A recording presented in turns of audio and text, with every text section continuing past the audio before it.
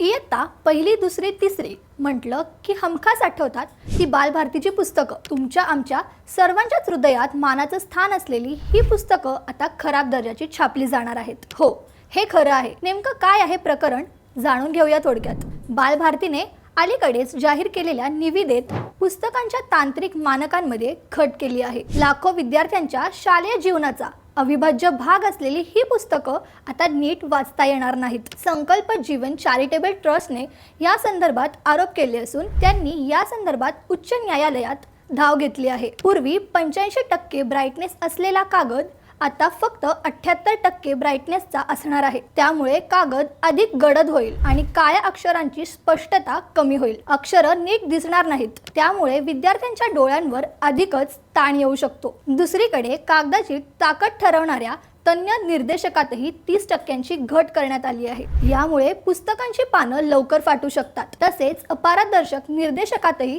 7% घट करण्यात आल्याने एका बाजूचा मजकूर दुसऱ्या बाजूला दिसू शकतो। या सगळ्याचा एकत्रित परिणाम म्हणजे विद्यार्थ्यांना वाचनाचा खराब अनुभव मिळेल। पुढच्या वर्गात गेल्यावर दुसऱ्याला पुस्तकं देता येणार नाहीत आणि विद्यार्थ्यांच्या खर्चात वाढ होईल। एकतर आधीच इंग्रजी शाळांमुळे मराठी शाळा बंद पडत आहेत, त्यात या अशा निर्णयांमुळे मराठी शाळेची विश्वासार्हता कमी होईल। सरकारने हा निर्णय लवकरात लवकर बदलावा असं आपल्याला वाटतं का?